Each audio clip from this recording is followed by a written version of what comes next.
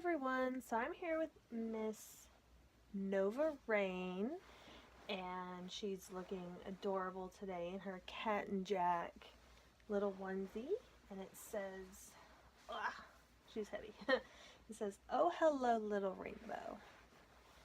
So this is her, this is Nova, and I'm going to talk about reborns and talk about why I got into reborns while I feed little Miss Nova. And she's got a bottle here it's a little giraffe on it. It's adorable. I love giraffes. And it's an ebb and flow bottle. So we're going to try to feed her while I'll kind of chat about reborns and how I got into collecting them. So, I guess I should start from when I was a kid.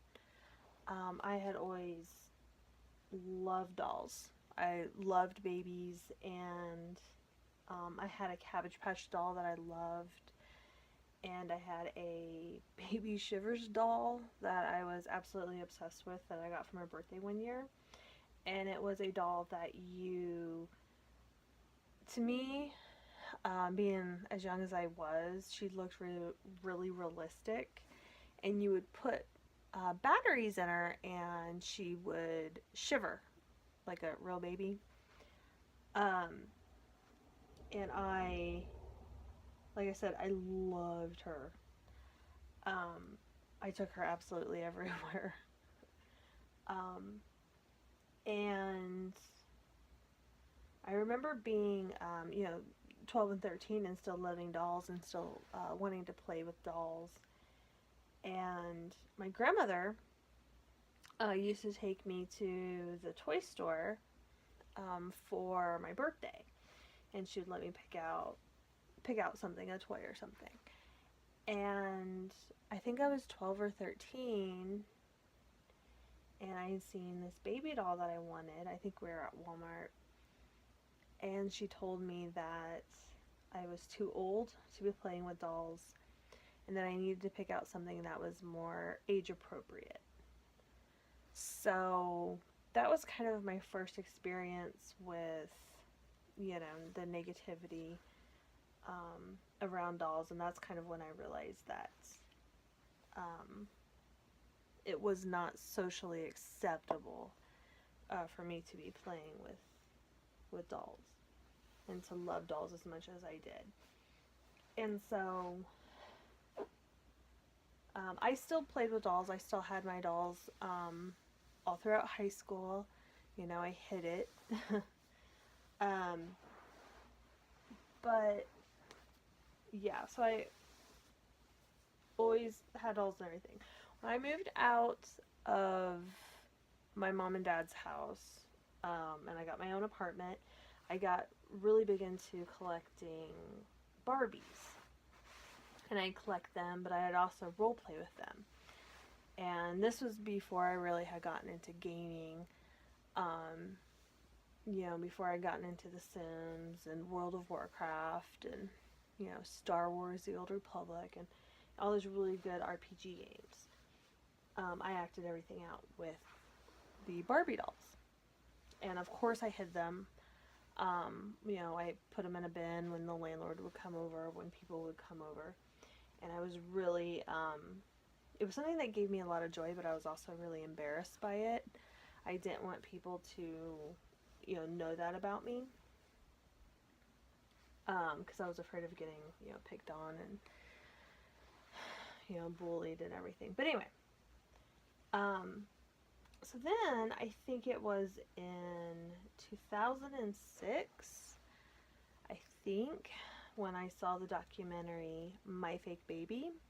I think it was on either BBC America at the time, or I may have caught a YouTube video of it. I'm not sure. I'm really bad with timelines, but I think it was before me and my husband were dating. And I watched this documentary so many times. I absolutely loved it. The artist who they kind of followed around in the documentary. I loved her, and I loved how much she loved these babies, and she just really put everything that she had into making these babies for people. And one lady was a grandmother, and her grandson had just moved really, really, really far away. And she had gotten a baby that looked like him to kind of help with that pain of, you know, her not being able to see him after she had raised him for 3 years. And then, you know, one couple just didn't want to have kids, and they had reborns. And I just thought that that was really, really awesome that she could, you know, this couple could experience kind of, I don't want to say experience a baby because I have a daughter and it's obviously not the same, but, you know, she could satisfy her maternal instinct, and even her creativity, you know, because you have to have imagination, I think, to really bring these babies to life. But yeah, that documentary really just kind of like opened a whole new world for me. It was the first time where I thought, wow, there's other people out here like me who like the same things that I do, and I guess I'm not crazy and I'm not weird, you know? You know, it was something really big for me. I ended up joining a couple of doll forums, and I had actually asked an artist how much it was going to be to do a reborn, and that's when I realized how much they could cost. And at the time, I was just starting to live on my own, so I did not have the money to spend on a baby. At least the quality of dolls that I wanted to get and the type of dolls that I wanted to get. I could have gotten a doll, but I don't feel like I would have been happy with it. Just when I had been, you know, what I wanted. So, so that was 2006, and I stayed in the community, started following artists and dolls and stuff, and just, you know, looking at pictures and everything. And then, you know, I met my husband. We, you know, dated and got married and everything. And then I had my daughter in 2010, and she's now 7. So, and then in 2014, I saw in one of my Facebook groups that somebody local to me was selling a zombie reborn. And I love this doll. I still have her. She's my little Hannah. But so I met this local artist in a Target parking lot, and I brought Hannah home. And so she's really the one that really started my collecting. After getting Hannah, I had Hannah for about a year when I started to look at more human babies. And I think the reason I waited for so long was because of the expense, but also I didn't want to be disappointed. I did not want I didn't want to spend money on a doll and then get the doll and then be disappointed. You know, I wanted something that looked really realistic, and I was so afraid I was gonna, you know, get something that wasn't gonna look the way that I thought that they should look, if that makes sense. So, I had Hannah for about a year, and then I contacted an artist, Jamie, from Jamie's Reborn Baby Dolls, I think is what she's now called. And I placed a custom with her, and I got little Harper. And Harper is kind of, you know, I joke that, you know, Hannah, my zombie baby, is really the one that started everything, but Harper is really kind of the catalyst that got, you know, me really, really hooked on collecting the human ones. I still have her. She's never leaving my collection. I absolutely adore her so much. And now after, you know, having Harper, I have, 8 babies, and I've actually have one on the way. I'm getting a kit made. Actually, I don't know if she's being started yet or not, but she should be here in October. So that's kind of how I got started collecting reborns. I do hear a lot of comments that, you know, us women who, you know, because it's typically women, although men do collect reborns, and that's awesome, and you know, I admire anybody who takes an interest in our hobby. But I hear a lot of people say that, you know, women who collect reborns are, you know, we have to be mentally ill, and there has to be something wrong with us, and um, that hurts because, you know, just it hurts on a lot of levels. Yeah, there are a lot of women who have babies because have reborns because they have had a loss, or they can't have their own, or they don't want their own, and um, that's not really the case with me. I did suffer a loss. I did have a miscarriage a few years ago, but that's not why I collect reborns. And yes, I do have you know, mental health issues. My therapist knows about my dolls. My doctor who prescribes my medication knows about my dolls. And they both say the same thing, that as long as I know that it's a doll and I know it's not real, then I'm okay.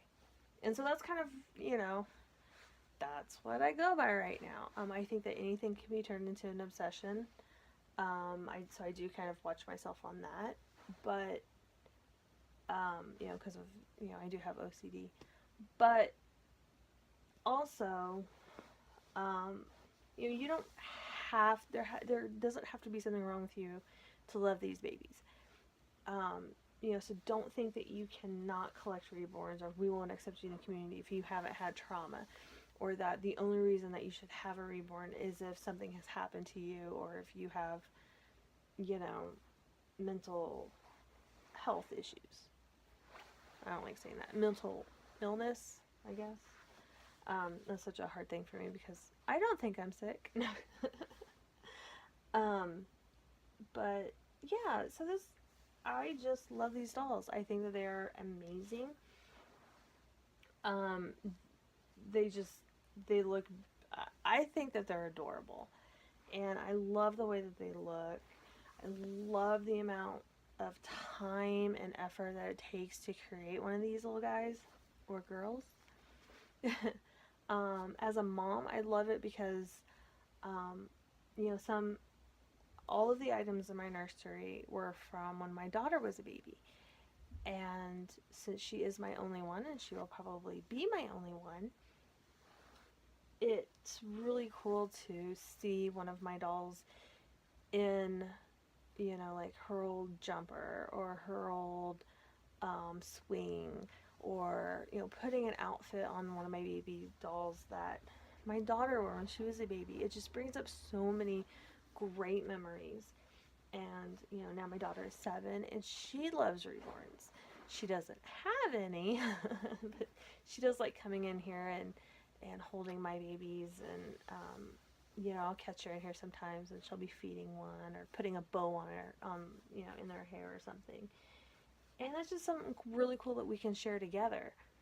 And I think it's really cool that, you know, I, I, I don't want to say it, but I think it's really cool for her that she has a mom who, you know, has an imagination and isn't afraid to be a kid at heart, and who loves dolls.